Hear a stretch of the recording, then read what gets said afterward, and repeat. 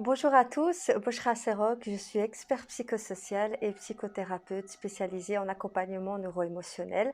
Alors pour ceux qui me suivent sur ma page Facebook, vous avez vu que ce matin ou hier soir, j'ai posté un concours pour remporter mon livre Maman débordée, maman stressée, guide pratique pour gérer son stress et devenir la meilleure version de soi-même. Alors il y a deux lots.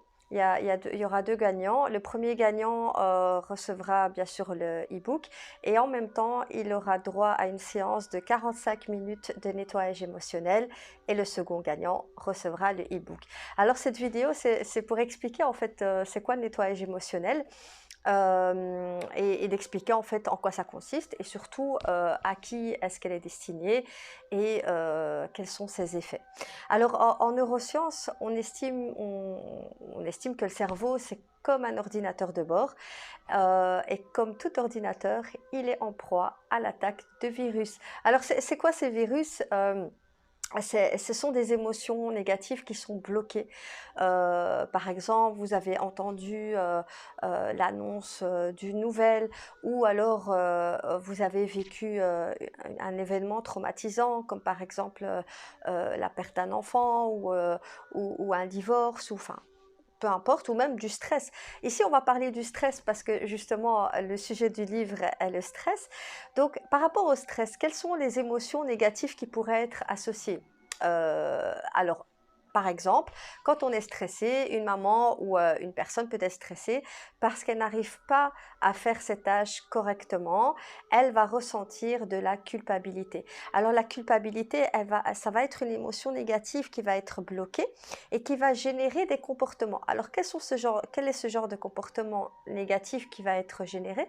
Par exemple, elle va commencer il ou elle, bien sûr, quand je dis elle, c'est parce que je fais référence au livre, mais le contenu du livre, il s'adresse autant aux femmes qu'aux hommes et le stress est autant l'affaire des femmes que l'affaire des hommes. Donc, à partir du moment où elle va se sentir coupable de ne pas réaliser une tâche correctement, la personne va ressentir de la culpabilité et ensuite, elle va générer un comportement qui traduit cette émotion bloquée. Ça va être crier sur tout le monde, ça va être parler de manière agressive, ça pourrait être s'isoler, pleurer, enfin voilà, il y a différentes manières d'exprimer une émotion, la tristesse, la colère, l'anxiété aussi, les crises d'angoisse ou simplement un sentiment d'anxiété.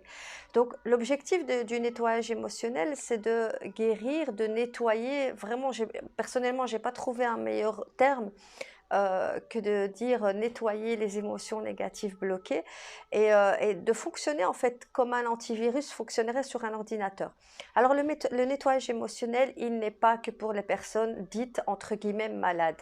On est bien d'accord que vous ne devez pas être dépressive ou en burn-out pour faire appel, pour utiliser, on va dire, pour bénéficier, pardon, du nettoyage émotionnel, mais toute personne a ses stress, toute personne a ses petits couacs et on a tous à un moment donné besoin d'évacuer, de nettoyer. On le dit souvent, j'ai besoin d'évacuer, j'ai besoin de faire le vide.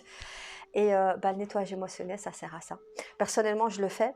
Pour moi, ça m'aide énormément parce que la vie est ce qu'elle est et donc on n'a pas besoin d'attendre d'être pas bien pour l'effectuer. Ça fait énormément de bien. Les patientes que je suis en thérapie et qui le font généralement sont très satisfaites. Elles se sentent beaucoup plus calmes, plus sereines par rapport avant la séance de nettoyage. Bien sûr, en thérapie, je le fais plusieurs fois parce qu'on aborde des cas plus profonds, des sujets plus profonds, pardon. Donc, par exemple, l'enfance, le couple, le rôle de mère. Mais ici, en nettoyage émotionnel simple, on va aborder le stress et la vie de tous les jours. Donc des choses très simples, mais qui ont un impact sur notre vie de tous les jours. Alors, elle permet d'être plus calme, plus sereine, de réduire l'anxiété, de mieux dormir. Je pense que c'est tout bénef. Alors comment on le fait? Simplement, on met de la musique, une fréquence relaxante et on ferme les yeux et avec des techniques de respiration, Et c'est comme une espèce de méditation guidée. C'est pas une méditation, mais c'est un nettoyage par visualisation.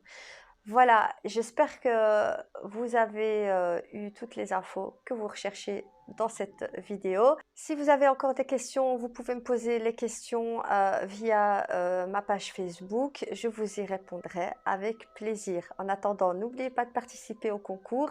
Dans le livre, dans le petit guide, il y a plein d'informations sur le stress d'une manière plutôt pragmatique, plutôt pratique. Et il y a plein de trucs et astuces que j'ai utilisés moi-même et qui sont simplement des super astuces pour gagner en temps, en énergie et en confort de vie. Prenez soin de vous. À très bientôt.